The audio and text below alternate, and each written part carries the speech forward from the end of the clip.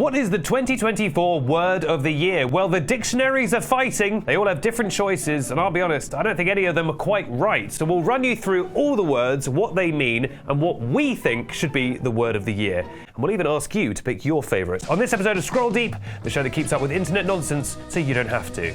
And it's bussin', fam.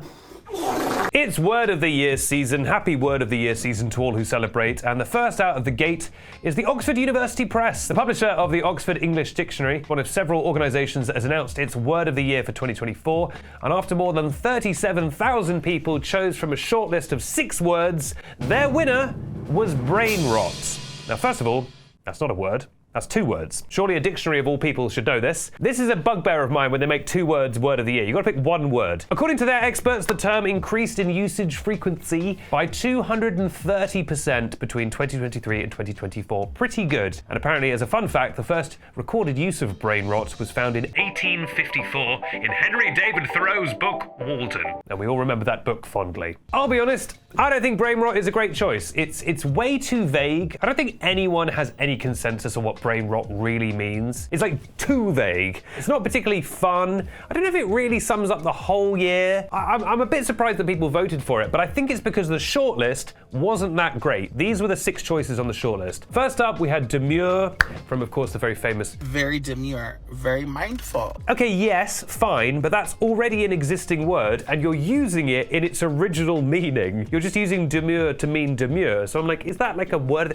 To me, word of the year should be like a new word, or a word that's taken on significant new meaning. The second choice was dynamic pricing. Again, that's 2 words. It's also like a really just specific thing that happened in like 1 month of the year. I don't think that sums up 2024. In a way it does bleakly, but I think that's too specific. Next up we had law. Again, this is an existing word that you are using in its correct context, so that's just a word. You know what's not a word that I've never heard of? The next one, which is romantasy. I'm an extremely terminally online person. I have never heard the phrase romantasy. I assume it's a combination of romance and fantasy, you know, in a fiction context.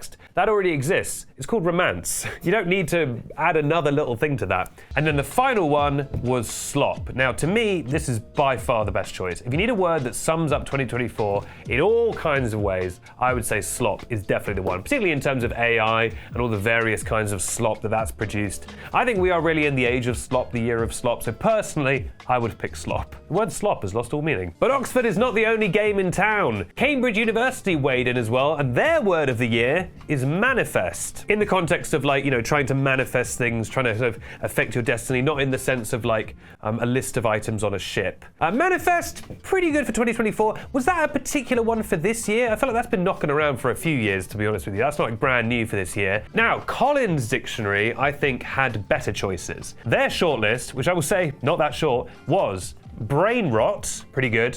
Oh no, sorry, what did you... That's the one you said you didn't. That's what I said I didn't like. Bad, boo. Well, they wrote it as 1 word, which is an improvement. Era, as in like, you know, I'm in my shortlist era or whatever. Looks maxing, which I really like, although kind of specific. Raw which I'm pretty sure existed before 2024, but perhaps not in this context. Delulu. Delulu was a pretty good choice, because that's like a new word. That was pretty prevalent in 2024. Again, romantasy. Never heard of romantasy. Maybe I'm not in horny enough circles. And then yapping. Actually, yapping is a great choice. I mean, I am going against myself because, again, you're using that word in its original context, but it's a pretty good one for 2024. But their winner was Brat. They gave it to Brat, which... yeah, I guess in hindsight, you'd go, maybe this was the year of Brat. I'd say so, maybe. JD Vance, he's Brat. You know, that's what people will say when we live in mines. Now, dictionary.com, they ought to know a thing or two about dictionaries. They've got the bloody URL. They chose demure. Riz wasn't on any of these lists, I will say. You would expect to see Riz, but actually, to be fair, I think Oxford chose Riz last year for 2023, so they were kind of ahead of the game.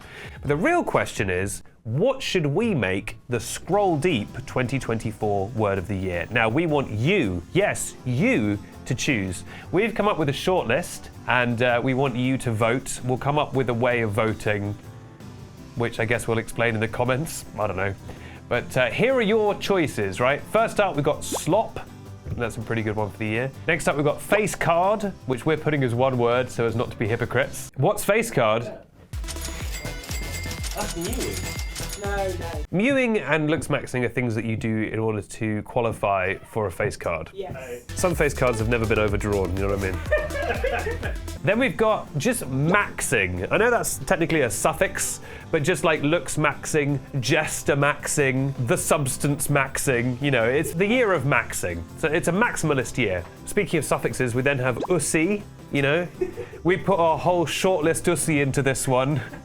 You put your Crabble Row Nussi into this one. And then, of course, I wasn't familiar with this, but apparently all the cool teens in leather jackets have been saying this last one. That's tennis? It sounds cool to me. And again, one word. So yeah, get your votes in. But ha ha ha ha, you picked that's tennis. But you are allowed to vote for the other ones if you actually want to take this seriously. So yeah, we'll leave a comment down below that explains how to vote, I guess. Or you can just comment your favorite. But you know, here on Scroll Deep, you know, my catchphrase is that's tennis, but our show slogan, famously always, has been look to the future, for it's the future that defines you, not the ghosts of the past. That's the official slogan of the show. You'll see it in our bio, you know. Look to the future, for it's the future that defines you, not the ghosts of the past. Everyone's been saying it. That's always been the Scroll Deep slogan. It was even the YouTuber News slogan. That being said, what the hell's YouTuber News? And in the spirit of our slogan, look to the future, for it's the future that defines you, not the ghosts of the past, we have to look to the future, and we're going to predict what we think some of the big words of 2025 are going to be. So first up, we have Kia. What, the popular car brand? You getting in a Sportage? No, this is a musical artist, and it's used in the sense of when someone's like on the up. Is that right? Next up, we've got some obvious ones. Obviously, Krebin. Everyone's been saying it. Crabble Rowan's sort of been popularising that. I do think 2025 could be a big year for That's Tennis, I won't lie. And then I really think, you know, it's hard to imagine it getting bigger because it's already peaking, and it kind of can't get any higher, but Chugi, I think, is going to continue to dominate. Everyone loves saying it, and it sounds great. And then, of course, in terms of words that will probably be quite dominant in 2025, maybe the word podcast. Cha-ching. So get voting for the Scroll Deep Word of the Year, and we will announce the official Scroll Deep Word of the Year, I guess, next week. And actually, if there's a choice you have that's not on the shortlist, comment that as well. It won't be eligible, but I'm intrigued to see what you come up with. I've been, in many ways, I guess, Benedict Townsend. And damn, this really has been Scroll Deep. Bye. Put my whole Townsend-ussy into that one.